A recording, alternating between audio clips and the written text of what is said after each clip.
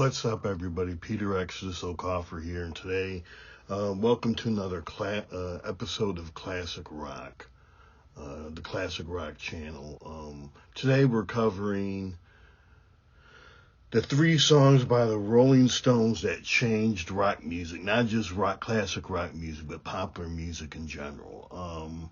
The big 3, I Can't Get No Satisfaction, number 1, number 2, Painted Black, and number 3, Sympathy for the Devil.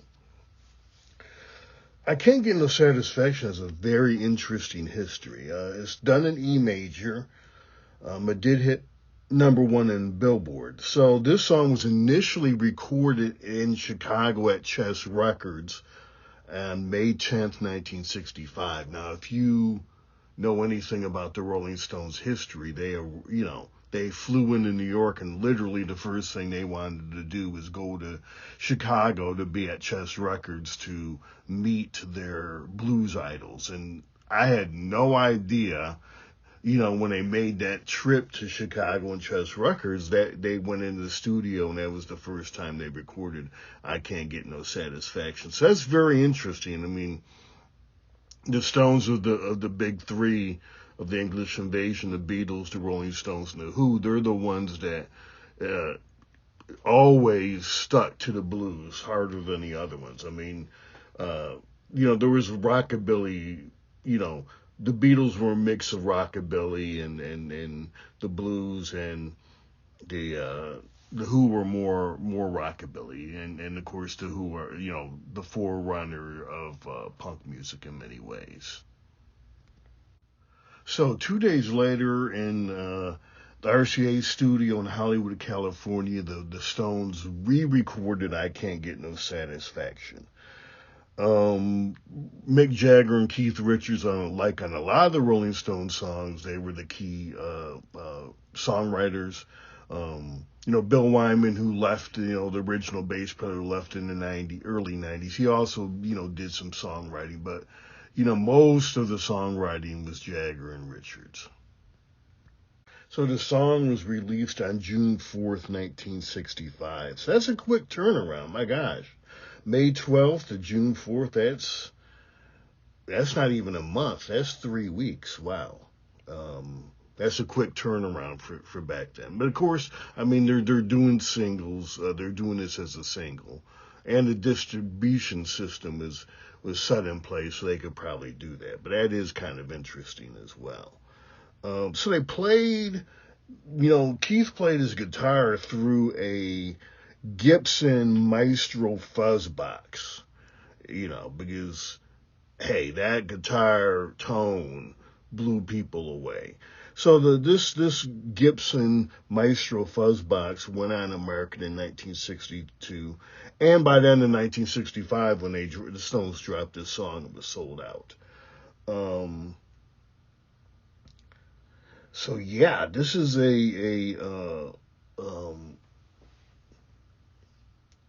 not the first distorted guitar song, heavily distorted guitar song to drop, because You Really Got Me by the Kinks dropped in 1964. But lyrically, these are 2 different songs. I'm not going to say, I love You Really Got Me. That's a great song.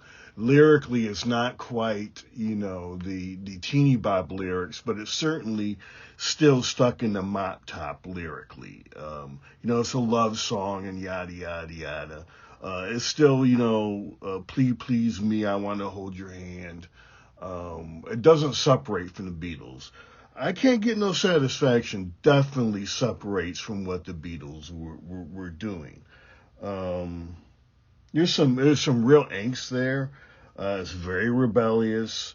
Has a lot of attitude, swagger, and it's a James Dean type of cool. This is a kind of a cool that the Beatles never really, achieved, and it was the beginning of this, the bad boy Stone image. Now, come on, I've when I did the juxtaposition, or I think it was duels. I did a duels episode when it comes to branding with the Stones and the Beatles. And the reality is the Stones were, other than Brian Jones, and Keith to some extent. They, half the group had some bad boy element to it, the other half did not. And interestingly enough, the background of the Rolling Stones, from the families they came from, they were better off, when it came to, finances than the Beatles were. So it's ironic, but this was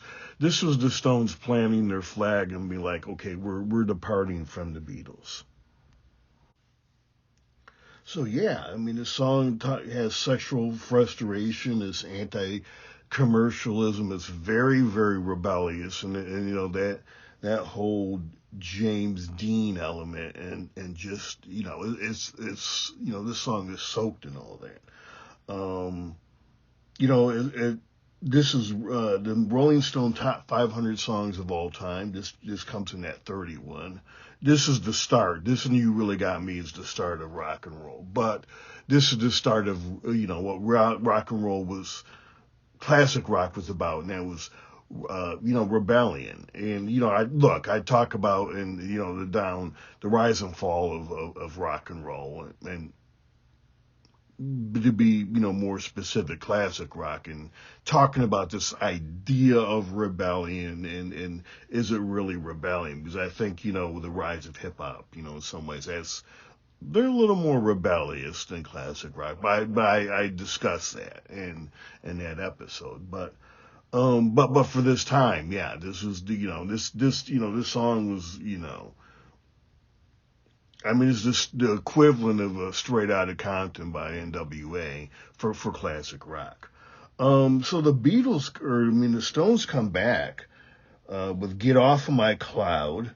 I think there's the follow-up, the follow-up leading up to Paint It Black. So Get Off of My Cloud, again, some swagger there. I mean, the Stones are, hey, you look, I'm doing what I want, screw you. So that's more the Stones rebelling, and 19 Nervous Breakdown. That clocks in at number 2 in the Billboard Hot 100. So, I mean, the Stones like doubled down on this and had a really cool run going here. So then, not more than a year later, the Stones drop Paint It Black. Man, very dark song. I mean, until this time, they had to swagger with, I Can't Get No Satisfaction and Get Off My Cloud. And a little darkless with 19 Nervous Breakdown. I mean, nobody talked about mental health, stuff in songs back in the 50s and 60s. But when this dropped, Paint It Black, I mean, just look at, pull the lyrics up. So this is Clarkson and the Rolling Stone top 500 songs of all time at 213. It did hit number 1 on the Billboard charts. But, the blues, they talked about, the bad things in life, but they never even went this, they had this swagger. I mean, Born Under a Bad Sign, Smoked Stack Lightning. I mean, those great blues classics. They had this swagger. But they, the blues was more steeped in, I Can't Get No Satisfaction. I mean, this is like they're talking about. Yeah, I see a red door. I want to paint it black, and it's this. Hey, this is some wild, wild stuff here. As I said, rock and doo-wop and R&B. I mean, it was pretty cheery and happy lyrics outside of the blues, but even the blues didn't, go here. So this song was released on May 7th, 1966. What's notable about the musicianship of this song is Brian Jones plays the sitar. And, Brian had this reputation of being able to find or pick up other instruments outside the piano and bass and guitar and learn them pretty quickly. He just had that knack. Also, Bill Wyman, the bass he played on this song didn't have any frets, which is kind of interesting. He played a fretless bass. Which is more common in jazz. obviously there was some criticism for this song for being too experimental when it dropped, but hey, it did hit number one. Um, so lyrically, I mean, it's kind of grief and depression, loss of a lover. Um,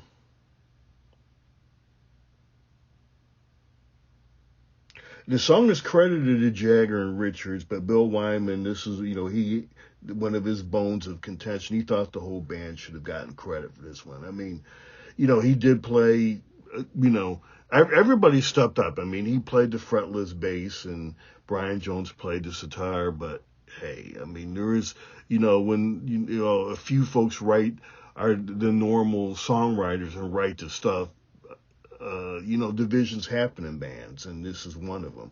This is also an early psychedelic rock song as well, so that you could pin this, and throughout numerous episodes, on the channel, in the music portion of the channel, I always say that Black Sabbath and Led Zeppelin and hard rock was born, the day. Painted Black was, the 45, that vinyl was printed. So Painted Black, the most streamed Rolling Stone song out there, 1.1 billion. Start Me Up is at 688 million. And Satisfaction's at 617 million. So yeah, the Stones folks love this jam. The other initial criticism of Painted Black was that they were ripping off the Beatles because the Beatles were seen as more experimental, and this was a song by the Stones that was experimental. It was sort of compared to Norwegian Wood, but I think the song is done well. It stood the test of time. This is definitely a classic, and it's why I'm doing these three songs by the Stones that changed classic rock music. But rock music, music in general. I mean, that this change, this darker change. I mean, you don't have Straight Outta Compton, without the Stones dropping these big three here. You don't have, gangster rap and all, it kind of, it expanded, we went from sidewalks and pathways to streets and, multiple lane highways as far as what you can do creatively as a musical artist because of these three and the Stones, these three songs and the Stones in this era. I mean, I'm doing these three, but as I said earlier, 19th Nervous Breakdown and Get Off My Cloud, could also fit into this. Sympathy for the Devil. Wow, what can be said about this? I mean, there's never been another popular song, certainly in classic rock like this. Good versus evil, and the dark side of man. That's what Keith Richards and Mick Jagger point to over the years about the topic. As I've said, Jim Morrison was the first rebel of rock and roll, but this really solidified that the Rolling Stones being the bad boys of rock and roll / classic rock. And later, as I've said numerous times, Black Sabbath and AC/DC took, Sympathy for the Devil and ran with it.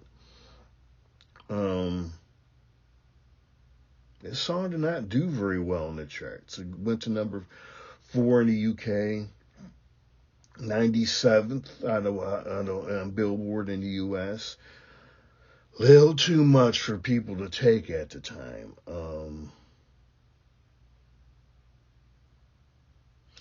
So Jagger plays the devil and he takes a historical trip of the devil's atrocities. And, basically Mick has said, we all have a shadow. We're good and bad. And, this also is credited to Jagger and Richards, but it was mostly Jagger.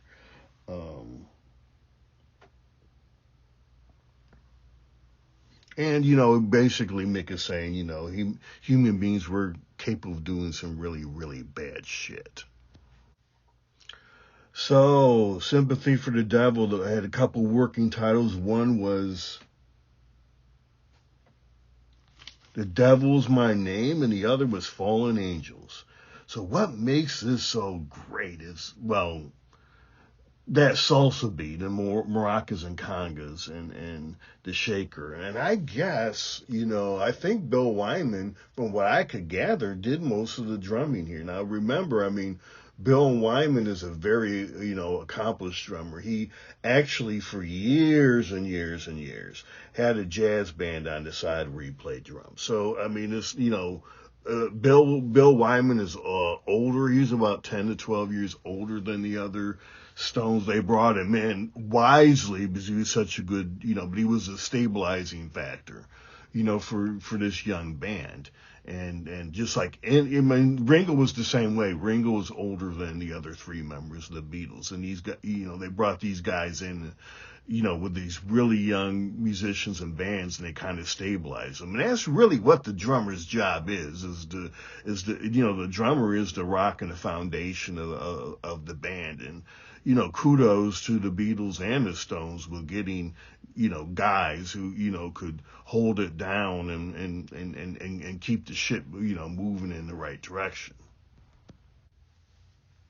Also, some of Keith's best guitar work is on this song. That actually, when you do my March top three, and I'm going to talk about Keith again. He's one of I think he's thing two for March 2024. But Keith is pretty amazing. He's not known as, again, he's tone and rhythm guitar and setting the mood, and he does a great job. It's probably his best solos is in this. He does have a solo. He rarely does solos, but it fits. And the other thing that shocked me, because a lot of times you just listen to songs and get sucked in by it and enjoy it, and you just enjoy them. You don't kind of break them down. But I was surprised at how prominent the piano was in it. You would never think. You think of the beat and Keith's guitar, and I forget the name of the unnamed fifth member of the Rolling Stones that was their keyboardist from Jump all the way through the 70s. I don't know, I can't remember why he was never made a full member, but Let's Spend a Night Together, that's very piano driven. He was very prominent in that as well. But yeah, they had a great keyboardist, and I can't think of the gentleman's name now, but definitely, he does a lot of heavy lifting for this song. So Sympathy for the Devil clocks in at 106 on the Rolling Stone top 500 songs of all time. Now, interestingly enough, if you go to Guns N' Roses, their greatest hits album, they do a cover of Sympathy for the Devil, and it's off the chain. I don't know anybody else who's done a cover, but boy, Guns N' Roses brings. I love them both. They're very different. It's quintessential Guns N' Roses what they do. The Stones is a little more subdued, and Axl just lets it rip. And the band, again, it's the Guns N' Roses, everybody said they were the next, Rolling Stones, and they were, I consider them the last classic rock band. And boy, what a the last classic rock band doing the cover of Sympathy for the Devil by the Stones. Now, interestingly, for those of you who bought the CD, I love the Greatest Hits CD because it was like it was taken out of and rubbed on the sidewalks. There's all kinds of scratches on the CD, which is quintessential. Now, obviously, it was on the other side, not the side burned in with the songs, but quintessential. Guns N' Roses, scraping up the Greatest Hits CD like that. Slash, talked about the Guns N' Roses version of Sympathy for the Devil, the sound of the band breaking up. Well, hey, their version is pretty fucking epic. So, hey, if that's what a great band sounds breaking up, then, hey, let's roll with that. Anyway, this is a fun episode. Everybody always, talks about, the great Beatles albums and how they influenced their peers and how they moved the needle and really, things weren't the same after some of the Beatles albums. And I've always considered the Stones more of a singles band. They had a great run of albums there, but they weren't concept albums, but in the late 60s and early 70s. But, the Stones moved the needle when when it came to songs, and these are the big three for the Stones. And so, I had to do this episode and give the Stones, more love. I've given them plenty of love, and they deserve all of it. But yeah, thanks for coming through. Got 5 albums here on here on YouTube and all the streaming channels. Released a single last Friday called "Sexy Ass Bitch." It's done very well. I'm still doing singles this year. I'm trying to see how singles do on these platforms. I mean, if you do the research, they say that is, Spotify is a very single-friendly platform. And this is my 3rd single here for 2024. And so far the singles haven't done that well here on YouTube, but that's different. This single's done better on YouTube, starting to pick up steam on Apple and on and Spotify. But, so yeah, it's going to be interesting to see that, because, pretty much everybody says, focus on singles and do albums as a secondary thing to singles. I've done the opposite. I have 5 albums out. I have never done separate singles. I did 2 singles for my first album and haven't bothered doing singles since then. So kind of an experimentation, and what I'm going to do at the end of the year is take all my singles from this year and put it on the album, because, that's my Virgo in me. From my moon sign, I am a neat freak, and I don't like, a bunch of songs just scattered, all over the place on my platform, whether it's Apple or Spotify or YouTube. So I also write science fiction fantasy. Got 2 science fiction fantasy novels and a novella on Amazon. So thanks for coming through. Appreciate your support. And I will see you next episode.